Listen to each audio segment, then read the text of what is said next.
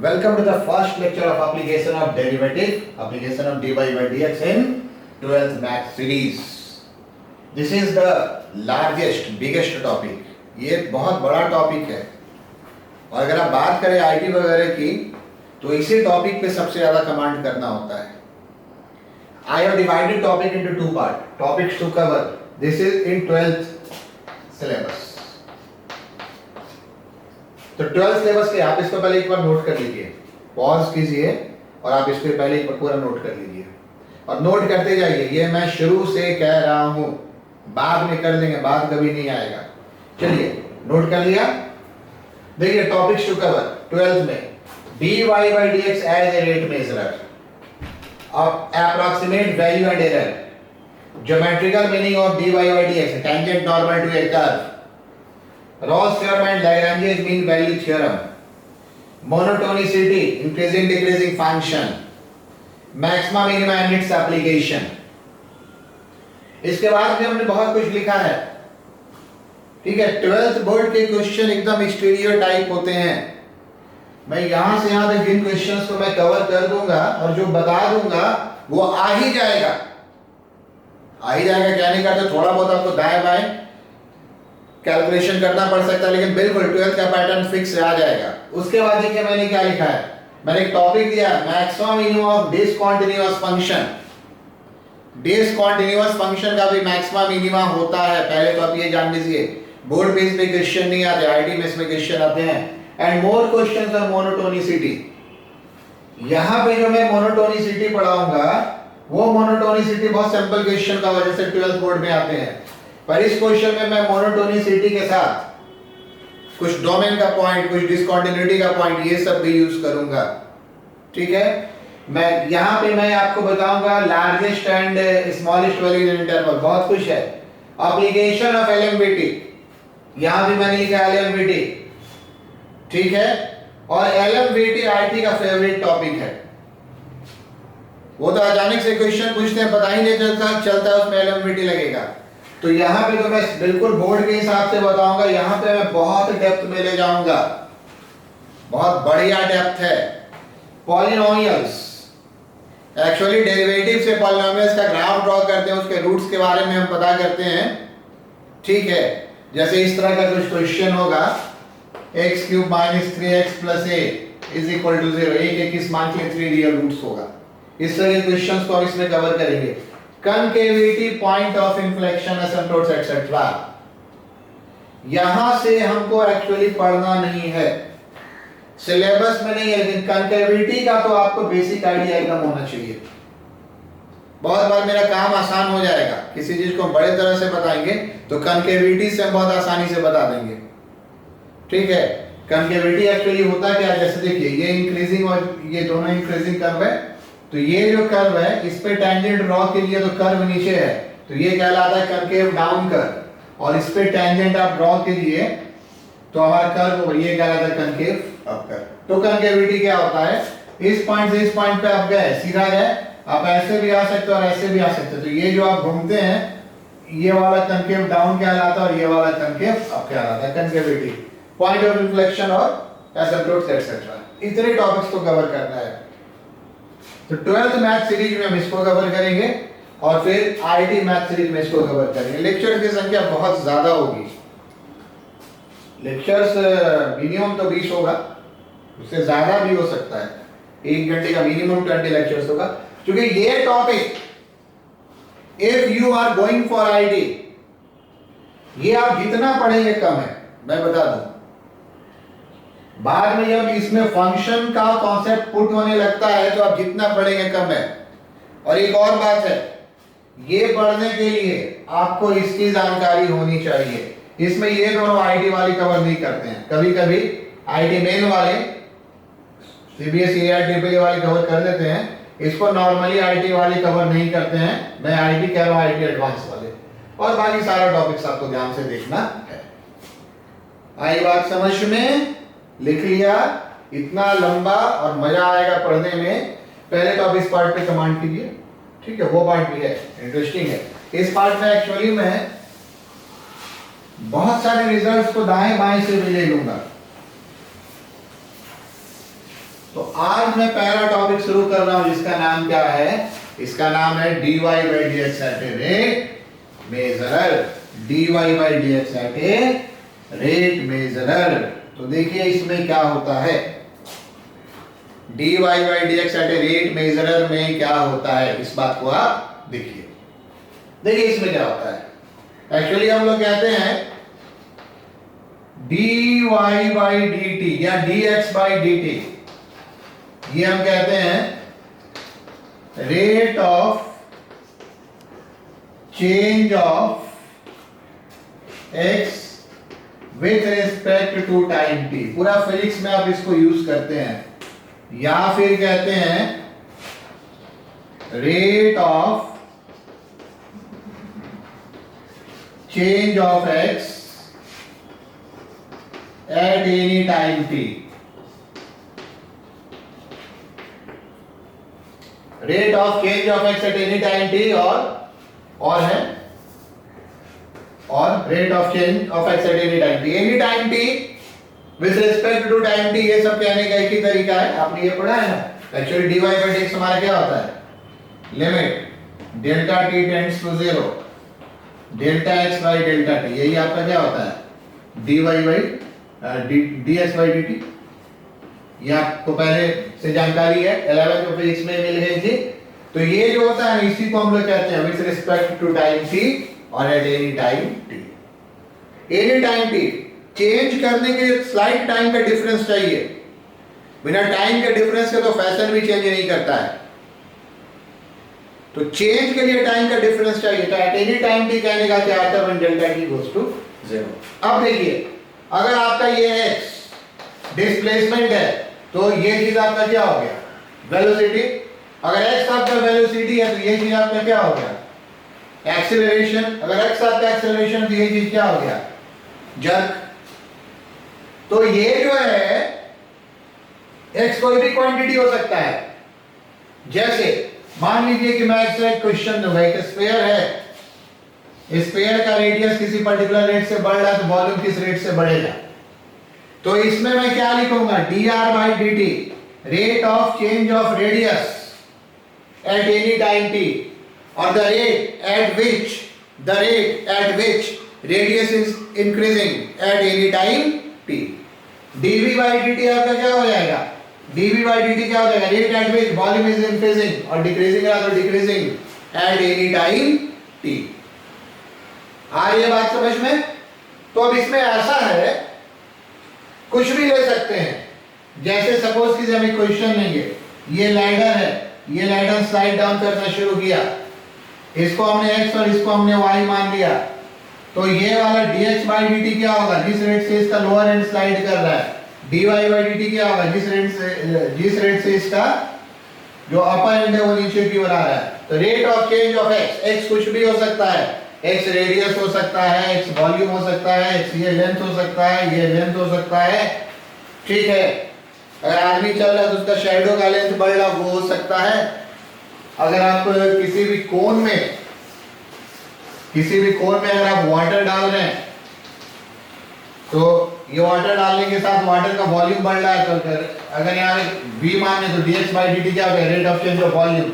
ये रेडियस बढ़ रहा है, r डालते हैं तो dr by dt क्या होगा, rate of change of radius and so on. ठीक है, बहुत important examination point of view से नहीं, बहुत इंटरेस्टिंग है ये। आपका अंडरस्टैंडिंग स्किल, क्वेश्चन पढ़ के आप कैसा समझते हैं उसको बहुत बढ़िया से क्लियर करेगा। फॉर्मूला के नाम पे यही कर सकते हैं, dy by dx rate of change of y with respect to x। या आप ये भी लिख सकते हैं, कभी अगर लिखना हो, मान लीजिए हम लिख रहे हैं dy by dx, तो rate of change of y with respect to x।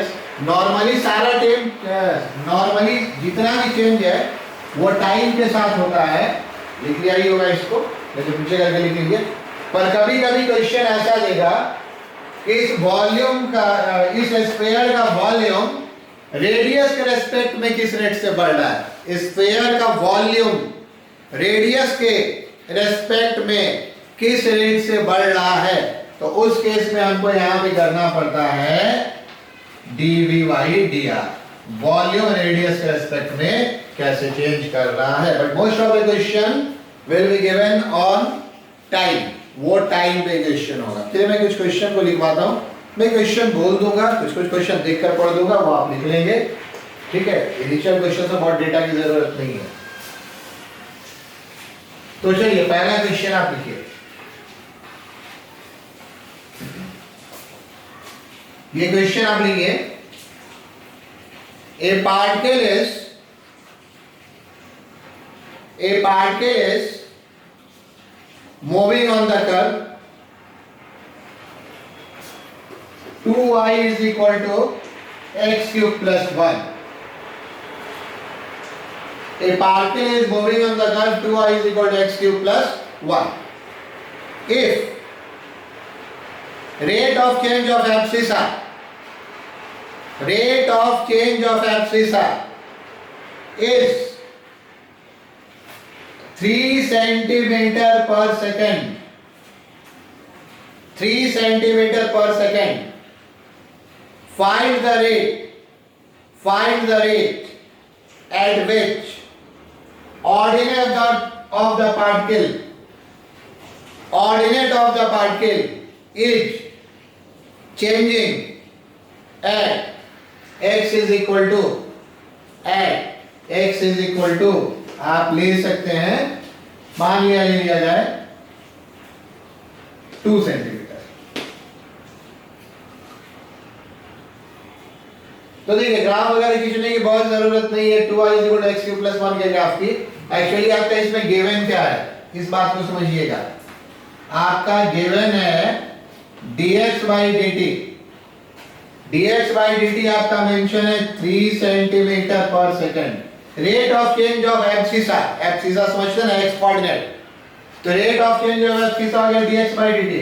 आपको निकालना क्या है, टू फाइंड, आपको निकालना है dy/dt, और किस समय निकालना है, when x = 2 सेंटीमीटर। ऑब्वियस अलग अलग टाइम पे अलग अलग रेट होगा। मैथमेटिकली सोचना है, बहुत विजुअलाइज नहीं करने जाएंगे फिजिक्स की तरह। अब हम एक बात बता दें, मैक्सिमम क्वेश्चन में 2 रेट की बात होगी, एक रेट मेंशन होगा और एक रेट आपको क्या करना होगा, फाइंड आउट करना होगा। एक रेट मेंशन होगा, एक रेट फाइंड आउट करना होगा। तो यहां पे देखिए क्या है, ठीक है, सॉल्यूशन पे आ गए।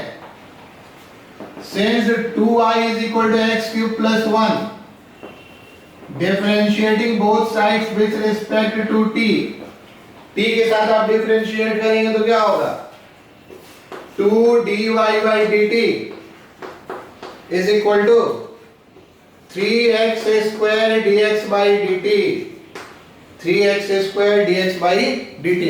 सर ये कैसे आया, तो ये बड़ा आसान है, इसको जो है मैं बॉक्स में एक बार समझा दूं, ठीक है। ये तो मुझे डेटा लिखना, लिखिए dx³/dt क्या होगा, ये होगा dx³/dx into dx/dt, और ये किस आपका कितना होगा, 3x² dx/dt होगा। आई बात समझ में। t के साथ x³ को डिफरेंशिएट करेंगे तो मिलेगा 3x² dx/dt। मैं समझाऊंगा नहीं, मैं सीधा सीधा लिख दूंगा, ये आपका ये इम्प्लिसिट फंक्शन के जैसा। अब ये देखिए किस टाइम पे चाहिए था, क्या क्या है, ये हमारे कितना है 3 सेंटीमीटर पर सेकंड, और ये कितना है 2 सेंटीमीटर। तो फ्रॉम गिवन डेटा देखिए, गिवन डेटा से क्या होगा, 2 dy/dt, ये हमको फाइंड आउट करना है, is equal to 3 into x किस टाइम पे करना है, 2 सेंटीमीटर पे, 2a², और dx/dt आपका कितना है, 3 है। सॉल्व कर दीजिए, 3 3 9 2 18 होगा, क्योंकि 1 2 कैंसिल हो जाएगा। तो यहां से dy/dt क्या आ गया, dy/dt आपका आ गया 18 सेंटीमीटर पर सेकंड। आप क्या लिखेंगे, ऑर्डिनेट इज इंक्रीजिंग और changing at the rate of 18 centimetre पर सेकंड। तो बस यही करना है पूरे रेट मेजरर में। वैसे किताब से आप सॉल्व एग्जांपल पढ़िए तो आप ज्यादा आसानी से सीख जाइएगा। पर पूरे रेट मेजरर में यही काम करना है। जैसे देखिए मान लीजिए हम कर्व चेंज कर देते, ठीक है, कर्व अगर हम ये कर देते 2y² is equal to x³ plus 1, तो इसमें देखिए क्या होता है 2, इसका differentiation 2y dy by dt, y से डिफरेंशिएशन 2y होगा, इसमें क्या आएगा dy बाई dt, ये कितना हो जाएगा 3x²। अब आप डेटा कैसे 3x² dx बाई dt, अब आप डेटा कैसे कैसे पुट करेंगे, तो हमको निकालना है dy by dt, dx by dt mention है, x भी मेंशन है, सर y तो नहीं मेंशन है, तो y निकालना पड़ता है, ऐसे क्वेश्चन में y निकालना पड़ता है। जब x का वैल्यू हम पुट करेंगे कितना 2, तो y का वैल्यू क्या होगा, जो वैल्यू होगा उसको हम यहाँ पे पुट करेंगे। चलिए पहला क्वेश्चन है, थोड़ा हम ज्योमेट्रिकल क्वेश्चन बता रहे हैं, ठीक है। नंबर 2 पे आ जाइए, क्वेश्चन नंबर 2 पे आ जाइए। देखिए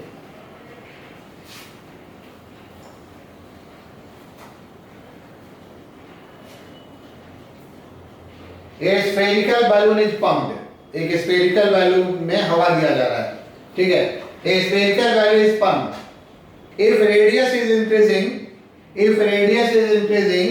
at the rate of 7 centimeter per second, find the rate at which its volume is increasing at x is equal to 10 centimetre.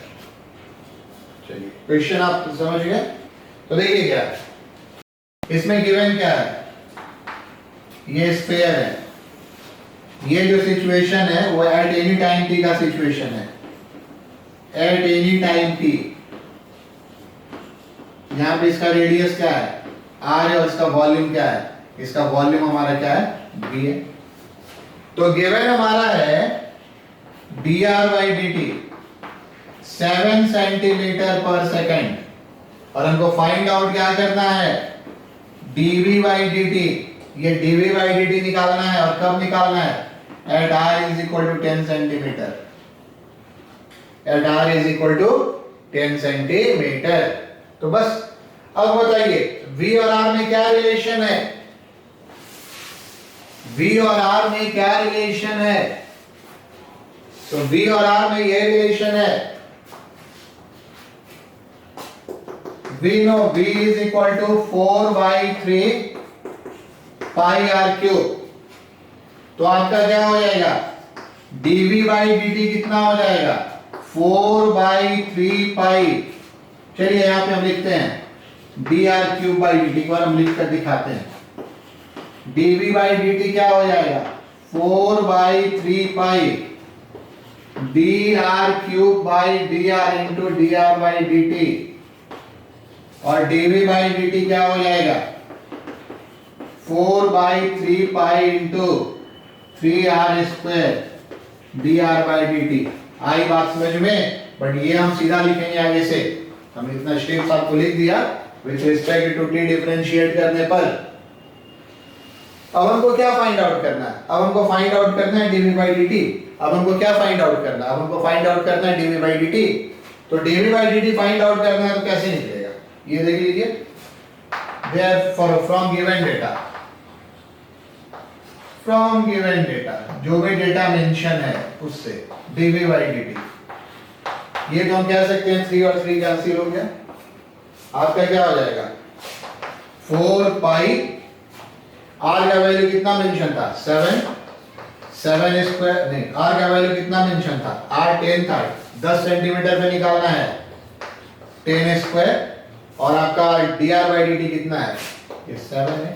तो आपका कितना आ गया, ये आ गया 2800 पाई और सेंटीमीटर क्यूब पर सेकंड, सेंटीमीटर क्यूब पर second.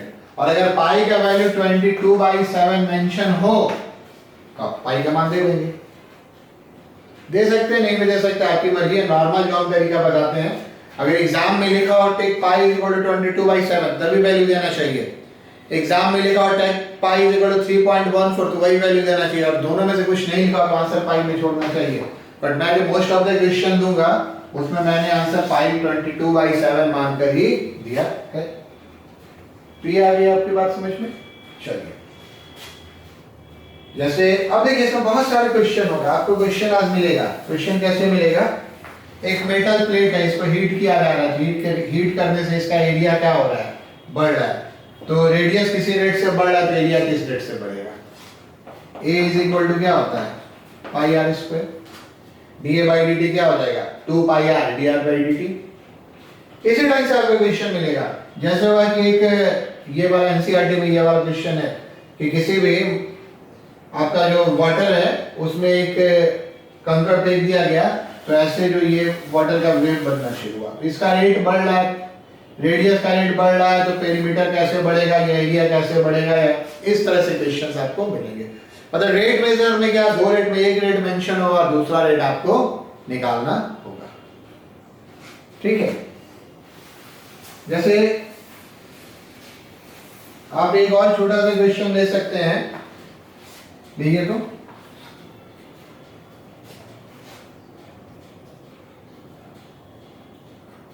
find the value of radius, find the value of radius so that rate of change of volume and radius of a sphere are equal। आई बात समझ में? एक स्फीयर है, कोई data इसमें नहीं मेंशन है, इसका रेडियस r है और इसका वॉल्यूम v है किसी टाइम t पे, और क्या मेंशन है? मेन हमको फाइंड द रेडियस, रेडियस निकालना है। और कब निकालना है? जब आपका dv बाई dt किसके बराबर है? ये बराबर है dr बाई dt के। तो आप कह सकते हैं ये गिवन है। इस तरह से भी क्वेश्चन मिलेगा। पूरी किताब को बनाएंगे तो आपको अगर लैंग्वेज बहुत क्लियर होगा। ठीक है, बस सिंपल सी बात है। दो रेट की बात हो रही थी, दो रेट हमारा क्या है? दो रेट हमारा इक्वल है। तो अब इसमें देखिए क्या होगा। इस क्वेश्चन में हमारा v क्या होता है? 4/3 पाई आर क्यूब। तो dv बाई dt क्या होगा?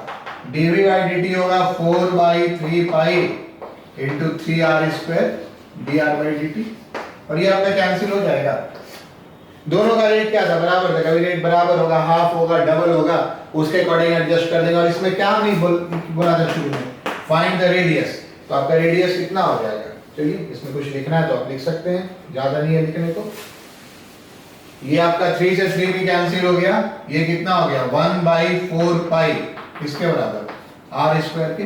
तो r आपका एक्चुअली कितना हो गया? 1/2 रूट पाई। इस रेडियस पे वॉल्यूम और रेडियस दोनों सेम रेट से इंक्रीज करता है। चलिए क्वेश्चन नंबर 4 पे आइए। ठीक है,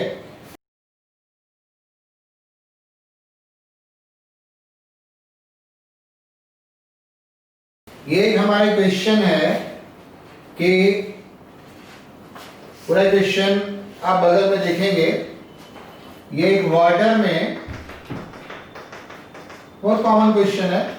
एक वाटर में एक स्फेरिकल ये सॉल्ट का बॉल है, ये डिसॉल्व हो रहा है। और इसके बारे में क्या मेंशन है कि इसका dv बाई dt किसके प्रोपोर्शनल है? ये आपका प्रोपोर्शनल है। dv बाई dt किसके प्रोपोर्शनल है? ये प्रोपोर्शनल है सरफेस के। और प्रूफ क्या करना है? टू प्रूफ, तो आपको प्रूफ क्या करना है? प्रूफ करना है dr by dt constant. Question समझना है। क्वेश्चन मैंने पढ़ा नहीं, एक्चुअली क्वेश्चन में यहाँ पे आप वहां पे क्वेश्चन को देख सकते हैं। पीपीटी में क्वेश्चन आपको वहां पे मिलेगा। ठीक है, क्वेश्चन आप पढ़ लीजिए। तो देखिए इसमें क्या है, ये सब क्वेश्चन आपको समझना है। गिवन हमारा क्या है? गिवन हमारा है, अच्छा गिवन तो चलिए, गिवन हमारा एक्चुअली है dv बाई dt। मैं सॉल्यूशन पे आ रहा हूं। गिवन हमारा dv बाई dt लैम्डा है, जहां लैम्डा आपका क्या है? जहां आपका लैम्डा कांस्टेंट है। अब देखिए v आपका क्या होता है? 4/3 पाई r क्यूब। इसलिए आपका dv बाई dt क्या होगा? इसलिए आपका dv बाई dt क्या होगा? तो आपका dv बाई dt होगा 4/3 pi into 3r square dr by dt। ये आपका dv बाई dt कितना है? तो ये आपका dv बाई dt है 4 पाई r square dr by dt। अब जरा ध्यान से देखिए dr बाई dt कांस्टेंट कैसे आएगा, तो ये ऐसे आएगा dv by dt lambda s है, dv बाई dt देखिए अब ध्यान रखेंगे r s और v ये आपका वेरिएबल है, पर dv बाई dt क्या लैम्डा s है 4 पाई r स्क्वायर, 4 पाई r स्क्वायर ये आपका सरफेस एरिया होता है स्क्वायर का, स्क्वायर का सरफेस एरिया याद कीजिए तो सब फॉर्मूला मेंसुरेशन और 10th वाला याद रखेंगे। तो s और s कैंसिल हो जाएगा, तो dr बाई dt क्या हो गया, लैम्डा प्रोपोर्शनलिटी का कांस्टेंट था, कांस्टेंट हो गया। तो ये कांस्टेंट यानी का क्या अर्थ है, radius is increasing at a constant rate. ऐसे ही मैं ज्योमेट्रिकल फिगर पे कंसंट्रेट कर रहा हूं। एक और क्वेश्चन मैं इसी क्रम में आपको दे रहा हूं, चलिए ध्यान से देखिए। आपका वो बगल में क्वेश्चन आ रहा है, क्वेश्चन आप देख रहे हैं, चलिए आप उस लैंग्वेज को पूरा लिख सकते हैं। मैं सीधा सीधा क्वेश्चन को डेटा के साथ पढ़ना शुरू कर रहा हूं, ठीक है। इस क्वेश्चन में आपका क्या है, ये कोण वाला क्वेश्चन है, ये बड़ा इंपॉर्टेंट क्वेश्चन होता है, ये कोण वाला क्वेश्चन बड़ा इंपॉर्टेंट होता है। इस क्वेश्चन में आपका क्या है, एक देयर इज एन इन्वर्टेड कोण, ये आपका एक इन्वर्टेड कोण है, इसमें वाटर डाला जा रहा है, वाटर डाला जा रहा है। वाटर किससे डाला जा रहा है, वाटर किससे डाला जा रहा है, एक्चुअली dv बाई dt। आप एक्चुअली ये बात समझ लीजिए, इसमें शायद ये लेंथ मेंशन है, ये लेंथ आपका 2 मीटर मेंशन है और ये लेंथ आपका क्या मेंशन है, 4 मीटर मेंशन है। क्वेश्चन आप देखेंगे बगल में। अब आपके साथ क्या है, इसमें ये जो है, ये वाटर जो है, लेट एट एनी इंस्टेंट, इसको थोड़ा हम let at any instant volume of cone shaped water, cone shaped water, ये वाटर जो कोन शेप में है इसकी बात कर रहे हैं, BV, और आपका क्या हो गया रेडियस, रेडियस क्या हो गया R और हाइट क्या हो गया H। ये मैंने इसलिए लिखा है, ये मैंने इसलिए लिखा है कि एक्चुअली ये तो फिक्स है, जो कोन मेंशन है, कोन हमारे क्या वो तो फिक्स है, ये तो इसका रेडियस 2 मीटर और हाइट क्या मेंशन है 4 मीटर, ये आपका क्या फिक्स है। हमारे यहां पर क्या है, ये वाला हाइट h है और ये वाला क्या है r है। इसमें एक्चुअली तीनों वेरिएबल है, वॉल्यूम तो वेरी करेगा ही, r भी वेरी करेगा और h भी वेरी करेगा, ठीक है। अब इसमें देखिए आपका डेटा वहां पर देखिए क्या क्या मेंशन है, मेंशन है dv बाई dt 77 लीटर पर मिनट, और आपको क्या निकालना है, आपको फाइंड आउट करना है dh बाई dt। कब फाइंड आउट करना है, एक तो h is equal to 70 centimetre, ये आसान होगा, और दूसरा बड़ा इंटरेस्टिंग होता है, ये आपको निकालना है t is equal to 1/2 minute. 30 second लिखा हुआ है ना, 30 सेकंड में क्या निकल क्या आता है 1/2 मिनट। आई बात समझ में। इसमें r का यूज नहीं है, जबकि हमारे क्वेश्चन में r मेंशन है, r भी वेरी कर रहा है, क्वेश्चन में हमारा r भी वेरी कर रहा है। ये क्या वेरी कर रहा है आपको प्रैक्टिकली समझना है, क्या वेरी कर रहा है ये आपको प्रैक्टिकली समझना है, और ये प्रैक्टिकली इसलिए समझना है कि अगर आप वाटर को सिलेंडर में पॉर करते हैं तो क्वेश्चन आसान होता है, क्योंकि सिलेंडर के केस में रेडियस आपका फिक्स हो जाता है, r कांस्टेंट हो जाएगा। तो अगर सिलेंडर का वॉल्यूम लिखेंगे पाई r स्क्वायर h, तो यहां से dv बाई dt आपका क्या होगा पाई r square dh by dt, क्योंकि r इसमें कांस्टेंट है। लेकिन ये काम आसान नहीं होगा कोण में r भी वेरिएबल है, तो इसको हम कैसे कैसे अब टैकल करते हैं, ठीक है। क्वेश्चन हमने लिख लिया, चलिए इस पार्ट में आइए, क्वेश्चन की जरूरत नहीं है। देखिए सबसे पहले आपका v क्या होता है, आपका v होता है पाई आर स्क्वायर एच। अगर हम इससे dv बाई dt निकालें तो ये बेसिकली इतना होगा, पहली बार हम समझा रहे हैं, pi h into 2r dr by dt plus R square into D by dt। Cylinder के केस में कोई प्रॉब्लम नहीं है, इन केस ऑफ सिलेंडर ये एक ही बार होगा हमारा, सिलेंडर के केस में ये हमारे एक ही बार में डिफरेंशिएट होगा क्योंकि आर यहाँ पे क्या है, फिक्स है। लेकिन कोन के केस में जैसे तो वाटर लेवल बढ़ रहा है तो आर भी चेंज हो रहा है, तो ये वेरिएबल होगा u into v। Application practical question में ये सब अपने से पता करना होता है, तो ये वाला चीज थोड़ा प्रॉब्लम करता है। इसलिए हम लोग करते क्या है, इसमें पहले हम आर और एच में रिलेशन निकाल लेते हैं, ये चीज नहीं लिखते हैं। एप्लीकर एक बार काट दे सकते हैं, ठीक है। हम सबसे पहले इसमें आर और एच में रिलेशन निकालेंगे, और आर एच में रिलेशन कैसे निकलेगा, चलिए इसको भी अभी हम हटा दें। क्यों आर और एच में रिलेशन निकालना है भाई, बात समझ में। From similar triangles, from similar triangles, triangle similar क्या है कैसे ये सब दिखाने की जरूरत नहीं है, पर इसको अगर हम आगे बढ़ा दें, मान लीजिए ओ ए बी सी डी अगर नाम दे दें तो आपको पता है ट्राइंगल ओ ए बी और triangle O C D similar है, पढ़े हैं टेंथ में बहुत बार, पर वो सब लिखने की जरूरत नहीं है, ठीक है। फ्रॉम सिमिलर ट्राइंगल आपका क्या होगा, आपका होगा r बाई 2 किसके बराबर, h बाई 4। r बाई 2 किसके बराबर होगा, r बाई 2 बराबर होगा किसके, h बाई 4। सिमिलर ट्राइंगल से r बाई 2 किसके बराबर हो गया, h बाई 4। तो यहां से आप देख लीजिए, यहां से आपका कितना हो गया, यहां से हमको r एलिमिनेट करना है, r h बाई 2 हो गया। r एलिमिनेट इसलिए करना है कि हमारा रिलेशन v में और h में है, इसलिए आपका ये वॉल्यूम कितना हो गया, इसलिए आपका ये वॉल्यूम कितना हो गया, तो ये आपका वॉल्यूम 1/3 पाई r स्क्वायर h। तो ये आप क्या लिखेंगे, 1/3 पाई h बाई 2 का स्क्वायर h,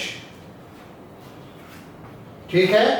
और फाइनली आपका v क्या हो गया, फाइनली आपका v हो गया, ये हम लिख लें h cube pi by 12 h cube. अगला क्वेश्चन में हम कोण पर ही लेंगे, कोण वाले क्वेश्चन में h और r में रिलेशन जरूर से निकालना होगा, और रिलेशन निकालने के लिए दो ही तरीका यूज होता है। इसमें वो तरीका सिमिलर ट्रायंगल यूज हुआ, कभी कभी एंगल दे देगा, बोलेगा ये वाला एंगल 60 डिग्री है, तो अगर बोलेगा ये एंगल 60 डिग्री है तो tan 60 डिग्री आपका क्या होगा, r बाई h। दोनों में से एक रिलेशन जरूर होगा, क्योंकि कोण में 3 वेरिएबल होते हैं और हमारा सारा क्वेश्चन 2 वेरिएबल पे ही बनेगा। 2 वेरिएबल कहने का अर्थ है जिसका रेट मेंशन और एक जिसका रेट निकालना है। अगर यहाँ रेडियस का रेट फाइंड आउट करना होता तो यहाँ से हम h एलिमिनेट करते, लेकिन हाइट फाइंड आउट करना था। चलिए इसमें अब हम बहुत कुछ इरेज कर रहे हैं, आप इसको लिख लीजिए। हमको जो कुछ डेटा चाहिए हम बगल में लिख लेते हैं, 77 लीटर पर मिनट, ठीक है। dh बाई dt निकालना है 70 सेंटीमीटर पे और निकालना है 1/2 मिनट पे, 70 सेंटीमीटर को 1/2 मिनट पे। अभी तक हमने क्या किया, अभी तक हमने v को चेंज कर दिया, किसमें चेंज कर दिया, v को हमने चेंज कर दिया, v को हमने चेंज नहीं, v को हमने एक्सप्रेस कर दिया किसमें, h में। चलिए पॉज किया, लिख लिया। अब देखिए फिगर करके पॉज जरूरत नहीं, आंसर लगाएंगे, इसको एक दे दीजिए, ठीक है। On differentiation dv by dt आपका क्या होगा, pi by 12 3h square dh by dt। आप लिख लीजिएगा differentiating with respect to t। तो एक्चुअली आपका dv बाई dt क्या हो गया, एक्चुअली आपका dv बाई dt हो गया पाई h square by 4 dh by dt। इसकी भी जरूरत पड़ेगी, देख लेते हैं। अब आइए पहला, at h is equal to 70 centimetre, आपका dv बाई dt कितना है, तो dv बाई dt है 77। पाई के लिए हम यहाँ पे लिख लेते हैं, क्वेश्चन में आप लिख लीजिएगा, take pi is equal to 22/7, question में लिख लीजिएगा, ठीक है। या वहां देखिए तो लिखा हुआ होगा, हमने पहले दिया था। ये आपका क्या हो गया, ये आपका हो गया 22/7, ये आपका हो गया 1/4, एच आपका कितना है 70 का स्क्वायर dH/dt। इसमें कुछ गलत है, सोचिए इसमें कुछ गलत है, हमने यहाँ पे स्पेस छोड़ा हुआ है, क्या गलत है ये सब इसमें बड़ा ध्यान रखना है। देखिए ये डेटा लीटर में, ये डेटा सेंटीमीटर में है, ये डेटा लीटर में है, ये डेटा किसमें है सेंटीमीटर में है, यूनिट एक होना चाहिए। इसमें ऐसी गलती बड़ी होती है, एक डेटा देगा मीटर में, एक देगा सेंटीमीटर में, एक देगा इंच में, एक देगा फीट में, तो आपको अलर्ट रहना है, ठीक है। ये यूनिट एक होना चाहिए, केमिस्ट्री में तो आप लोग ज्यादा यूनिट का काम करते हैं, मैथ्स में यहाँ पे अलर्ट रहना है। तो आपका लीटर और सेंटीमीटर में क्या रिलेशन है, 1 लीटर इज 10⁻³ सेंटीमीटर क्यूब, ये है ना, तो ये आपका क्या हो जाएगा 1 लीटर आपका होता है 10⁻³ सेंटीमीटर के, वर्ग सेंटीमीटर नहीं लिख रहे हैं, और ये लिखना जरूरी है, हम इसको जरा रेड से लिख दें, ये लिखना जरूरी है, यूनिट हम लास्ट में लिख लेंगे। 1 लीटर होता है 10⁻³ सेंटीमीटर क्यूब, क्यों होता है, चलिए इस आंसर के बाद आते हैं क्यों होता है, पहले इसका आंसर तो कर लें। देखिए ये आपका क्या हो गया, कैंसिलेशन वगैरह करना शुरू करें तो कैसे कैसे कैंसिलेशन होगा, ये मेरे ख्याल से है 77 इंटू 10³ 22/7 1/4, ये हो गया 7, ये हो गया आपका 7 स्क्वायर इंटू 10 स्क्वायर dH/dt। तो एक्चुअली इससे हमारा ये कैंसिल हो गया, कितना आ गया 10, और क्या कैंसिल हो गया, ये 7 कैंसिल हो गया 2 बार में, फिर आपका देखिए ये 7 और ये 7 कैंसिल हो गया, फिर आपका ये 2 दूना 4 कैंसिल हो गया, काम आप खुद से कर लेंगे, dH/dt हमको लग रहा है ये यहाँ पे 2 और यहाँ पे 10, वो आप खुद से देख लेंगे, उसमें 20 सेंटीमीटर पर सेकेंड, 20 सेंटीमीटर क्या है पर सेकेंड। अब देखिए इसमें क्या है, अब देखिए इसमें क्या है, हाँ ये वाला पार्ट निकालना है 1/2 मिनट में 30 सेकंड पे क्या पड़े। उसके पहले हम एक बात पूछ रहे थे कि सेंटीमीटर क्यूब और लीटर, ये आप समझते हैं ना, देखिए आप 10 सेंटीमीटर लेंथ देखे हैं, 10 सेंटीमीटर लेंथ कितना होता है, एक छोटा वाला स्केल होता है 15 सेंटीमीटर, एक छोटा वाला स्केल होता है 15 सेंटीमीटर, वो जो 10 पे मार्क हो गया 10 सेंटीमीटर। आप 10 सेंटीमीटर का एक बॉक्स लीजिए, क्यूब बॉक्स, लेंथ विड्थ और हाइट सब 10 सेंटीमीटर हो, कितना बड़ा होगा इमेजिन कर लिए, उसमें आप पानी डाल दीजिए, उसमें जितना भी पानी आएगा पूरा भरने के बाद वही आपका कहलाता है 1 लीटर, यही डिफिनेशन है 1 लीटर का। 10 सेंटीमीटर 10 सेंटीमीटर और 10 सेंटीमीटर के एक बॉक्स में, क्यूब बॉक्स में आप जितना वाटर डाल सकते हैं उस वाटर के अमाउंट को क्या कहा जाता है 1 लीटर। अब आई बात समझ में, 10 इंटू 10 इंटू 10 क्यों होता है, जस्ट एक एडिशनल इंफॉर्मेशन था। तो यहां तक तो हम आ गए। अब विषय थोड़ा आगे बढ़ते हैं, थोड़ा आगे वैसे बढ़ते हैं। एक सेकंड वाला पार्ट में क्या है, सेकंड वाला पार्ट में t is equal to at t is equal to half minute. देखिए जब टाइम मेंशन होगा तो क्या होगा, जब यहां पर टाइम मेंशन होगा तो क्या होगा, तो जब यहां पर टाइम मेंशन होगा तो इस टाइम पे हाइट निकालना होगा कि आधा मिनट के बाद जब हाफ मिनट था जितना भी वाटर इसमें गया उस वाटर का हाइट कितना था। ये इंपॉर्टेंट एक नया चीज आ गया, क्योंकि रिलेशन तो निकलेगा इसी से, इसमें h मालूम होना चाहिए। तो हाफ मिनट में इसमें कितना वाटर था, at half minute at t is equal to 1/2 minute volume आपका कितना होगा 77/2 लीटर होगा। एक मिनट में कितना होगा आपको वाटर डाला जाएगा 77 लीटर। 77 लीटर पर मिनट का यही है ना कि 1 लीटर 1 मिनट में कितना वाटर डाला गया। तो अगर 1 मिनट में 77 लीटर तो हाफ मिनट में 77/2 लीटर, बढ़िया होगा हम इसको लिख लें 77/2 × 10⁻³ सेंटीमीटर क्यूब। तो हाइट कितना होगा, देखिए ये पूरा इस वॉल्यूम से गाइड हो रहा है, but V is equal to pi by 12h³, pi by 12 है ना, पाई बाई 12h³। जो हमारा रिलेशन था ये 2 और ये 4, इसके बाद हमारा V क्या आया था, पाई बाई 12h³। तो इसको जरा हम हटा दे, इसकी जरूरत नहीं है, इसलिए हमारा क्या हो जाएगा 77/2 × 10⁻³ 1/12, पाई आप लिख लीजिए 22/7 × h³। दिस इज हाइट, ये हाइट होगा हाफ मिनट पे, क्योंकि हम वॉल्यूम हाफ मिनट पे यूज कर रहे हैं, तो हाइट भी किस पे मिलेगा, हाफ मिनट पे मिलेगा। तो टाइम देने से बस यही एक अंतर आ जाता है। अब ये देखिए आपका क्या होगा, अब ये देखिए क्या होगा, कैंसिलेशन 1/12 है, कैंसिलेशन करना शुरू करें। ये इसको कुछ कैंसिल हम नहीं करते हैं, कुछ कैंसिल करते हैं।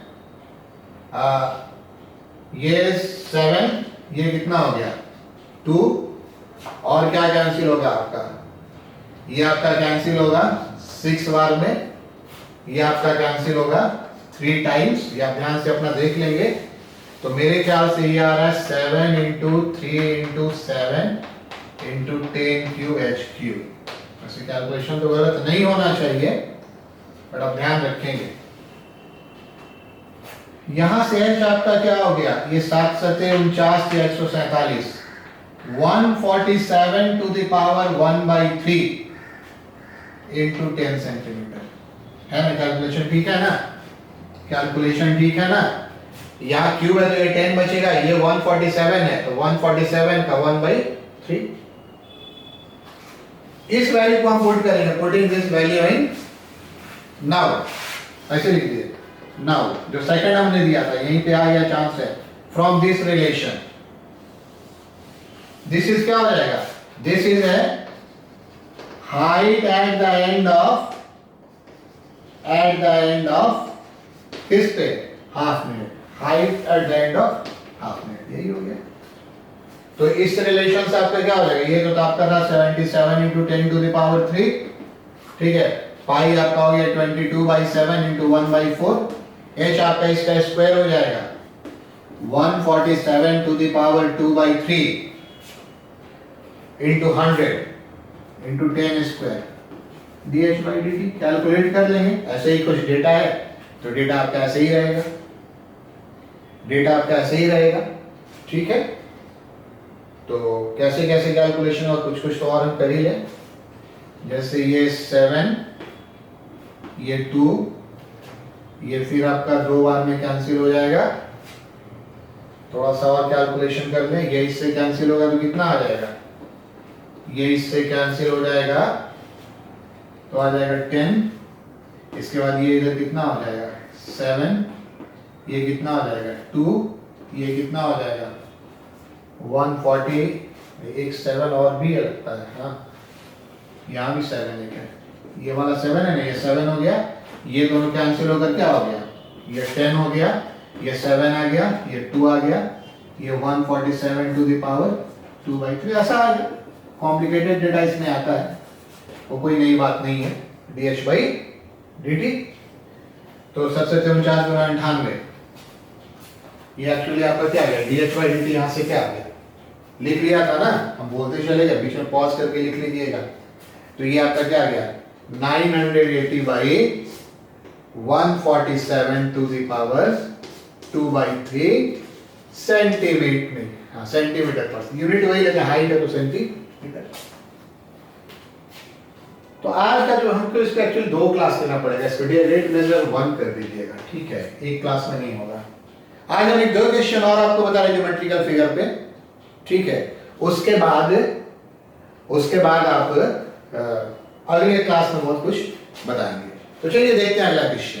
आपका लिखा हुआ है, चलिए क्वेश्चन आपका लिखा हुआ है, क्वेश्चन आपका क्या लिखा हुआ है, sand drops from a pipe at the rate of 3 cubic feet per minute and forms a heap of cone on the ground of vertical angle 90 degree. At what rate the height is increasing after 4 minutes? 4 minute के बाद height किस rate से increase कर रहा है। तो चलिए देखिए इस क्वेश्चन में आपका क्या क्या है। इस क्वेश्चन में आपका है कि यहां से किसी पाइप से सैंड रखा है, पाइप का कोई मतलब नहीं है, ये सैंड ड्रॉप हो रहा है तो ये हीप बना रहा है कितने डिग्री का, ये आपका बना रहा है 90 डिग्री का, ठीक है। ये कोन बना रहा है वर्टिकल एंगल इसको कहते हैं, ये पूरा सैंड का हीप बन रहा है, आपने देखा होगा ट्रक वगैरह से बालू गिरता है तो वो क्या होता है, वो कॉनिकली होता है, ये 90 डिग्री बन रहा है। और इस क्वेश्चन में क्या मेंशन है, dv by dt कितना मेंशन है, देखिए क्वेश्चन ये मेंशन है 3 फीट पर मिनट। और क्वेश्चन आपको क्या निकालना है, ये निकालना है dh by dt कितना होगा और कब, at t is equal to 4 minute. तो ये क्वेश्चन आपने देख लिया, ठीक है। देखिए इसमें कुछ है नहीं, एक्चुअली क्या है कि जब वर्टिकल एंगल 90 डिग्री है तो ये सेमी वर्टिकल कितना हो जाएगा 45 डिग्री, ये 45 डिग्री का तो r और h बराबर हो जाएगा ना। जब tan 40 ये आपका रेडियस है ना, रेडियस राइट, आप tan से भी लिख सकते हैं, tan 45 डिग्री आपका कितना है, tan 45 डिग्री आपका है r by h, तो यहां से r tan 45 बन होता है, r और h क्या हो जाएगा इक्वल। तो r और h जब आपका इक्वल हो जाएगा तो वॉल्यूम नॉर्मली आपका क्या होता है 1/3 पाई r स्क्वायर h, तो ये आपका क्या हो जाएगा 1/3 पाई h क्यूब, फिर हमने h ले लिया, यही रिलेशन है। पर टाइम आपका कितना है 4 मिनट है, तो इस टाइम पे क्या फाइंड आउट करना होगा, इस टाइम पे आपको फिर से हाइट फाइंड आउट करना होगा। टाइम देने में एक काम बढ़ जाता है, eight t is equal to 4 v12, ठीक है, यूनिट नहीं लिखा 12 क्यूबिक फीट एक्चुअली हो जाएगा, feet cube, cubic feet, volume है तो क्यूबिक फीट, तो ये 12 हो गया। इस पे हाइट कितना हो जाएगा, इससे 12 आपका क्या हो गया, 12 आपका हो गया 1/3 पाई h क्यूब। तो आपका यहां से h कितना हो गया, मेरे ख्याल से 36 बाई पाई का पावर कितना हो गया 1/3। अब इसको डिफरेंशिएट कीजिए फ्रॉम 1 से आपका dv by dt कितना होगा, तो 1 से आपका dv by dt इस पर डिफरेंशिएट करेंगे 1/3 पाई 3h square dh by dt, 3 cancel हो गया, डेटा आप दे दीजिए, इसका वैल्यू आप 3 दीजिएगा, यहां से मेंशन था dv by dt, पाई पाई रहेगा, चलिए सब पाई रहने देते हैं, h आपका कितना है 36/h का पावर 1/3, बोलेगा ये इसलिए पता है आंसर इतना कॉम्प्लिकेटेड आता है, 33/पाई। थोड़ा बहुत आप सॉल्व कर सकते हैं, इसका नॉर्मली बुक में ऐसे आंसर होता है, कोई हार्ड एंड फास्ट रूल नहीं है, बट नॉर्मली जो लिखना था आप लिख लीजिए, पॉज करके नहीं तो लिख लीजिए। फिर अगला जो क्वेश्चन हम ले रहे हैं उसका आपको बगल में डिस्क्रिप्शन लिखा हुआ मिलेगा, हम सीधा क्वेश्चन समझा देते हैं। इस क्वेश्चन में कि रेक्टेंगल का ये जो लेंथ है वो लेंथ डिक्रीज कर रहा है 5 सेंटीमीटर पर मिनट से, और ये जो विड्थ है ये इंक्रीज कर रहा है 4 सेंटीमीटर पर मिनट से, ठीक है। एक यहाँ पर इंक्रीजिंग एक डिक्रीजिंग है, और इसके बाद पूछा जा रहा है कि इस पे लेंथ पे जब आपका लेंथ 8 सेंटीमीटर और विड्थ 6 सेंटीमीटर हो तो पेरीमीटर कैसे चेंज करेगा, एरिया कैसे चेंज करेगा। तो हम सिंपली बना देते हैं, आप अपना डेटा फीड कर लीजिएगा। एक्चुअली देखिए इसमें p आपका क्या होता है 2x + y, तो आपका dp by dt क्या होगा 2 dh by dt plus dy by dt। अब यहां से जो आप डेटा फीड करेंगे इसमें इसकी जरूरत नहीं पड़ी, लेकिन dx by dt अगर डिक्रीज कर रहा है तो -5 और ये इंक्रीज कर रहा है तो क्या हो गया +4। तो ये फाइनली कहने का क्या अर्थ है, ये आपका आ गया -2 सेंटीमीटर पर सेकेंड। तो ये कहने का अर्थ हो गया कि पेरीमीटर डिक्रीज कर रहा है at the rate of 2 centimetre पर सेकेंड। जब वर्ड डिक्रीज बोल दिया तो माइनस नहीं बोलना है, पेरीमीटर डिक्रीज कर रहा है at the rate of 2 centimetre पर सेकेंड। तो अगर क्वेश्चन में आपका इंक्रीजिंग एनसीईआरटी का क्वेश्चन है ये, इंक्रीजिंग और डिक्रीजिंग अगर आ गया तो आप माइनस प्लस का ध्यान रखेंगे। लाइकवाइज इसका एरिया आपका क्या होता है, एरिया आपका होता है xy, तो dA by dt आपका क्या हो जाएगा, y into dx by dt plus x into dy by dt। अब सारे डेटा फीड कर लीजिए, y आपका कितना है 6, ये आपका कितना है dx by dt क्या माइनस, डिक्रीज है माइनस जरूर लेंगे, x आपका कितना है 8 और dy by dt आपका कितना है 4, तो ये आपका क्या हो गया, ये भी आपका माइनस में आ गया, नहीं प्लस में आ गया 2, मींस इसका एरिया बढ़ रहा है, एरिया कैसे बढ़ रहा है 2 सेंटीमीटर, क्योंकि एरिया का यूनिट क्या हो जाएगा सेंटीमीटर स्क्वायर, 2 सेंटीमीटर स्क्वायर पर सेकंड। तो आज हमारी कवर किया ज्योमेट्रिकल फिगर कवर किया, एक क्लासेस में हम और लेंगे, उसमें आपको हम नए नए तरह का और सिचुएशन बताएंगे, हो सकता है आप किताब में सॉल्व एग्जाम्पल पढ़कर रखेंगे। तो मिलते हैं अगले क्लास में, ओके, थैंक यू।